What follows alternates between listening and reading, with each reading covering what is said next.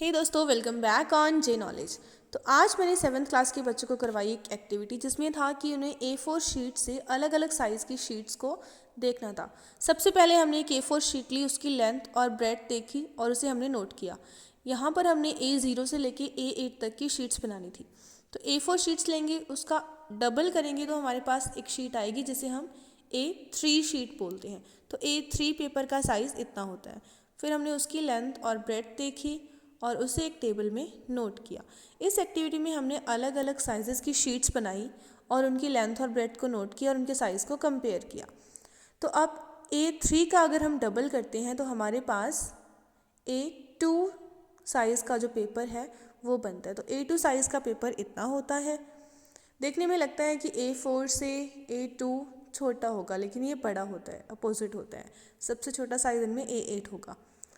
तो फिर हमने इसकी लेंथ देखी, इसकी ब्रेड्थ देखी और उसे भी टेबल में नोट किया। तो ये हमारे पास A2 साइज़ का पेपर था। A2 से अभी हमें जाना है A1 में। तो इसकी जस्ट मिरर इमेज बनाएंगे। यहाँ पर 4 शीट्स हैं, 4 A4 शीट्स हैं, तो यहाँ पर साइड पे भी 4 A4 शीट्स अरेंज करेंगे और ये जो हमारे पास साइज़ बना है ये बना है A1। तो A1 साइज़ का पेपर इतना होता है। उसके बाद इसकी भी लेंथ और ब्रेड्थ हमने नोट की। ब्रेड्थ तो एक्चुअली पहले कर ही ली थी, तो लेंथ हमने इसकी नोट कर ली और उसे उस टेबल में हमने लिख दिया।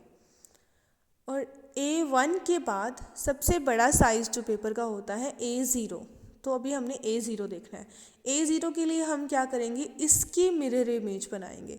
इसमें 8 A4 शीट्स है, तो 8 की 8 A4 शीट्स इसके साथ अरेंज करेंगे और जो भी हमें पेपर का साइज़ दिख रहा है वो A0 साइज़ का पेपर होगा। तो ये इतना बड़ा होता है आपके पास A0 साइज़ का पेपर। अब हम इसकी लेंथ और ब्रेड्थ को नोट करेंगे। ठीक, तो हमने स्केल लिया, स्केल से बच्चों ने इसकी लेंथ नोट की।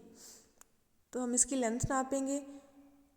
ये सारे बड़े साइज़ के पेपर थे। उसके बाद हम A4 शीट से ही छोटे साइज़ के पेपर A5, A6, A7 और A8 बनाना सीखेंगे।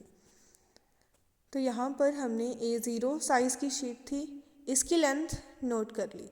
उसके बाद इन सबको हटा दिया। अभी हमें बनाना है A4 से A5। तो A4 शीट लेंगे, उसको बीच में से फोल्ड करेंगे, फोल्ड करके हमें करना है इसको कट। तो इसको हाफ कट करेंगे तो ये हमारे पास जो शीट आएंगी वो दो हमारे पास A5 शीट्स आ गई। तो ये A5 है, इसकी लेंथ देखेंगे और इसकी ब्रेड्थ देखेंगे, इसे नोट करेंगे। उसके बाद हमें बनानी है A6। तो A5 को फोल्ड करेंगे हाफ, इसको सेंटर में से कट करेंगे तो ये हमारे पास बन जाएगा एक A6 साइज़ का पेपर। तो A6 साइज़ इतना होता है। उसके बाद आपको इसकी लेंथ और इसकी ब्रेड्थ उसे एक टेबल में नोट करना है, ऑब्जर्वेशन टेबल में। तो ये है A6। A6 को फोल्ड करेंगे, हाफ करेंगे तो ये बनेगा A7।